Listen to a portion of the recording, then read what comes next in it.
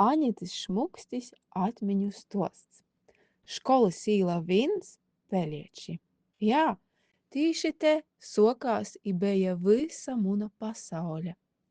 Te tūlaik beja tik lela, plaša un vīnraizējā, ka niko vairāk navarēja pat vielietīs voi īsadūmot. Tīši šeit beja izdzēvotas raibos vosaras I boltos zīmes, pat vēl daudz aizraujošokas, kai munā mēlējā gromotā par Kakjānu Miku I Vovarānu Tomu. Bez jim te bija arī divas munas mosas, vācoki, vācmamma un vācvecmāmeņa I daudzi citi. Tas bija tik daudz, un man nikot nabija garlaicīgi. Storķa liksta.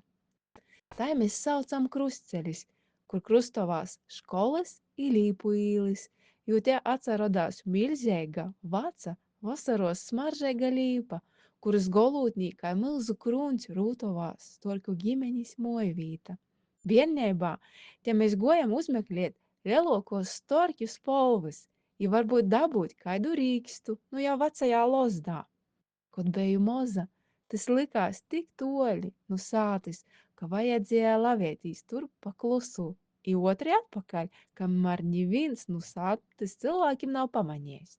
Bet vēlāk te bija drūša I visiem zinama tikšanos vīta, lai ar draudziņom dotos uz bālu vai ar riteņiem iz azaru. Katru godu mēs gaidījām I sagaidījām storkis. Līpu īla, kas ved uz Nīdru skolu, ko tagad saucam Vaco škola, bija viseistokais bārnu prīks, jo tur bija vislielokos peļčis visā apkārtnī, I vēl tur pie školas bija vislielokos šīvpuļis. Vismaz mozam bārnam, kai man tai likās. Uz kuram starpbrīžos sēdēja gandrīz visi školas bārni, bija josasteidzās, lai tur tiktu. Vītas varēja arī napītikt, bet ja pīteka, vai ja kāds lielais tev ļova tur izkopt, tas bija lobokais, kas varēja notikt korteiga skolāna moceibu dīnā. Bija arī strauteņš, kuru nevar napīminiet.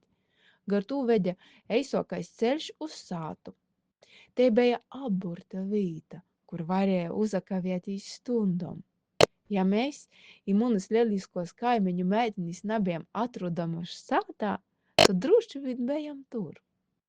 Nīdru skolas laikim otri pīgoja gols, un mēs īpazinam jauno skolu.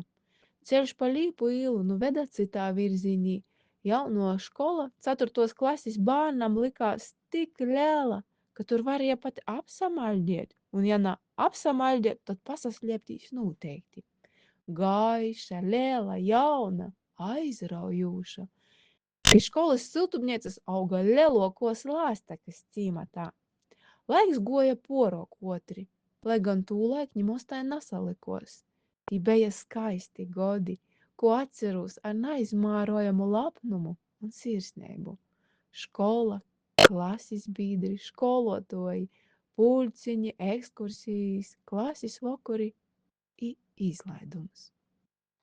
Varbūt tikai man bija tai pasavēcis, ka varu drūši sacēt, šis bija saulains un skaists laiks. Bet domāju, ka man piekrist daudzi. Peliečūs mocietīs bija ļoti forši. Lepojos ar savu skolu I gribu pasciet paļdis visiem, kas tūlaik bija tur ar mums kopā. Pelieči vienmēr bija I paliks muna laimeigo vīta, skaistoko vīta pasaulī, kur globājās tik daudz siltu atmiņu I pīdzēvojumu. Te es I porējī bārni izaugam par tū, kādi mēs esam tagad.